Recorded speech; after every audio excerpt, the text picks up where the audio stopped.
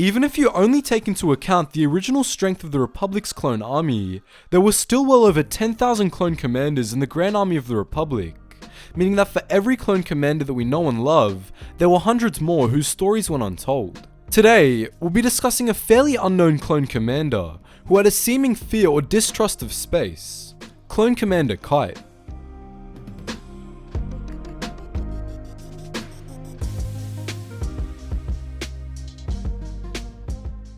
Kite was a veteran of many battles and had countless scars to show for them.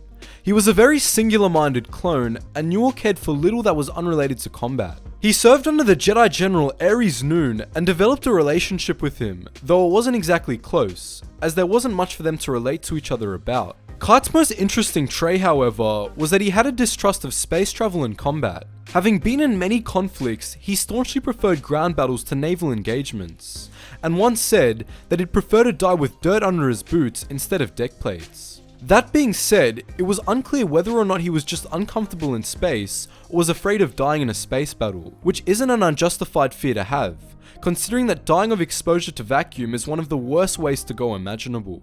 Unfortunately for Kite, however, that's exactly what happened to him. Not long into the Clone Wars, he and General Noon were put in charge of a trio of Star Destroyers in the Fu system, which were tasked with safeguarding the system against attack from General Grievous's new mystery weapon.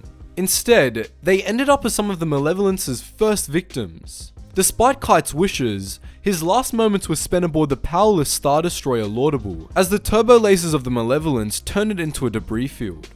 So that was Clone Commander Kite, an unknown clone commander with the dislike of space combat. He only appeared in one of the tie-in comics that led into the episode arcs of the Clone Wars Season 1, in an issue named Shakedown. So, what do you think of Kite?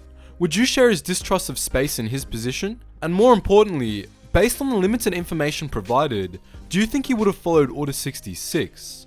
Post your thoughts in the comments section below. Anyways guys, as always, thanks for watching and I hope to see you in the next video.